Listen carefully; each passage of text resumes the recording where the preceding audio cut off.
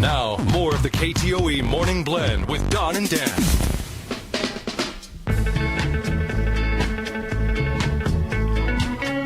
It is 8:20, cloudy and 29 degrees as we wait on the snow. Stay tuned. We'll keep you up to date here on KTOE, of course.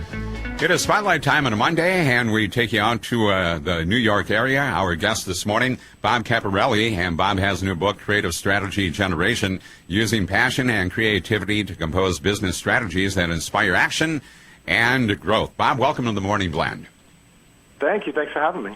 And this is an interesting book. We'll get to that. But for our listeners, give them a little background on how you got to this point, Bob. Yeah, sure. So right now I'm a trainer and a consultant. I spent about 20 years in the corporate world in various different positions in marketing, engineering, general management, and so forth, and decided to go out and share that with the world and do training and consulting, mostly with strategy and product management and that type of thing. So that's a little bit about me. Is the book for entrepreneurs, or who is this for? You know, it was originally written for people within larger corporations that are responsible for putting together their annual strategic plans. There's literally thousands of people in corporations that have to put together plans for their product lines, for markets, business units that they manage. That's really where it was directed, but it's found quite a nice audience with entrepreneurs, startups, because the concepts apply really across any business. Bob, you're also a musician and composer, and you kind of try to meld the two together for your story in this book. Tell us about it.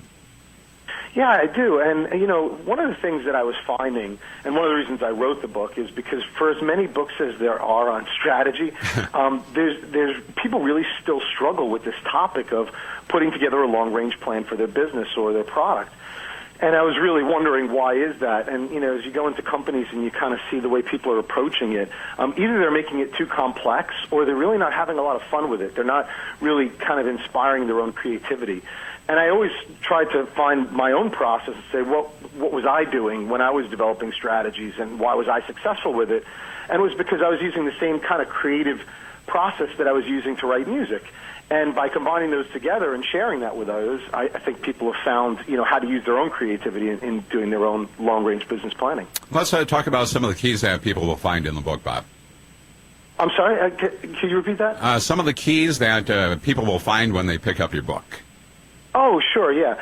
So the book really is separated into two sections. The first section is really kind of short, but it talks about the skills and proficiencies that you have to really develop before you get right into the planning process. And I separate those into four different proficiencies that make up this the acronym ARIA. And they are analysis, recollection, intuition, and artistry. So if you work on those proficiencies, then you can go into the process. And then the rest of the book is dedicated to a 7-step process where I take really standard strategic theories but overlay a creative process to them, and teach people how to go through that, not just by filling in the blanks or filling in templates, but by really looking inside yourself and saying, how do I inspire my own creativity and come up with original ideas in my business planning? So that's really a large overview of it. Bob, I have a friend who's an extremely talented musician, very artistic, but has no ability when it comes to any kind of business or anything at all. He can't be where he needs to be on time to save his life. It seems to me often, and it's a generalization, but artistic people and business people wouldn't necessarily have the same, they might be so completely different that it wouldn't seem to meld together. Yeah, sometimes that does happen, I won't lie. And, you know, sometimes, you know, highly, highly creative people need business people to help them bring their product to market. But that doesn't excuse creative people from having an idea that actually connects with people. And, you know, creativity, we think about creativity being something that's highly original. But we don't always think about the second part of creativity, which is having that original thought connect with an audience.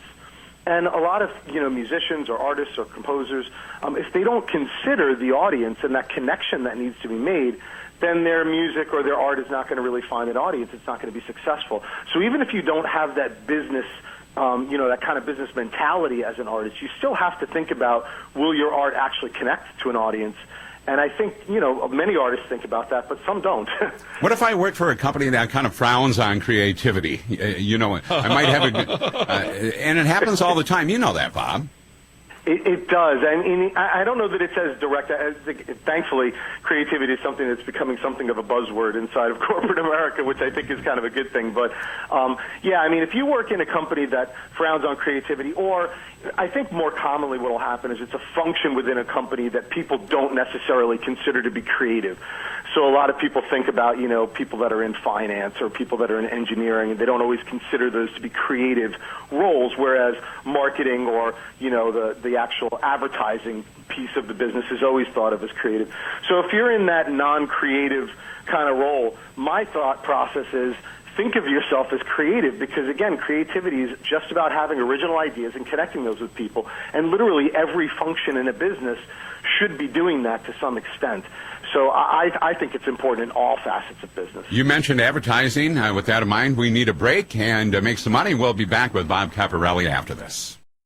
It is a Monday, Don and Dan. We have a few minutes left with our guest, Bob Caporale, talking about creative strategy generation. Bob, growing up in the 60s, I heard often that the customer is always right. And I know that is not the case, but you do need to know who your customers are and what it is they want and what it is they need. And if you don't know those things, you're really going to struggle.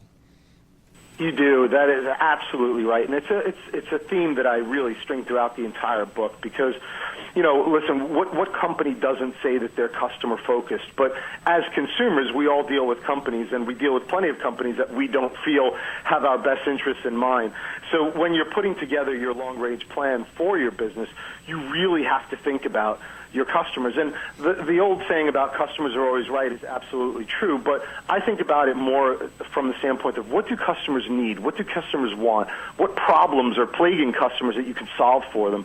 And if you put yourself into your customer's shoes and you really think about those problems and how you can solve them, that's when you're going to have the most successful long-range plans. And although I always encourage that businesses do that, sometimes they get more caught up in their own internal politics and their own internal motivations, and they kind of lose that customer focus. So bringing that back is always important. Bob, we have about 90 seconds. Holiday season is here, Black Friday and Cyber Monday today. What companies are doing it right, in your opinion? I always I get asked that question a lot, and I shy away in the book from actually talking about specific companies, because what I want people to do is I want people to think about what they could be doing, not what another company is doing.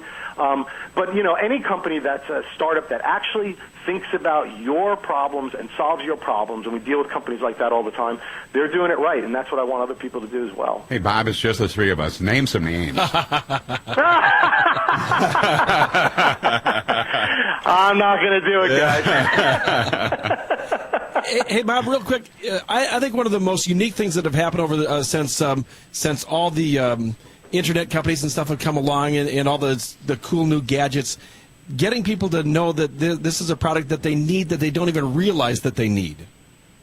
Yeah, that's absolutely right. And a lot of times it's because companies like that have actually observed your life. It's not just about listening to what a customer says they want, because they don't always know. But if you're actually getting in there and you're observing what customers are dealing with, you're observing what people are doing, and you look for the problems they don't know they have, that's when you're going to be most successful. Bob, I know the book is out there. What about a website our listeners can go to?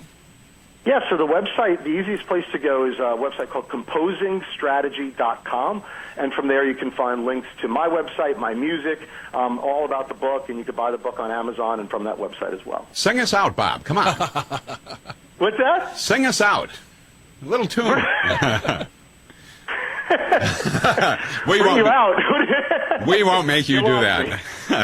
Hey, appreciate your time this morning. Good luck with your book, and have a wonderful holiday season, okay? Hey, thanks, guys. You too. Appreciate it. Bob Caporale from New York this morning. He didn't know what he was getting into. No, not at all.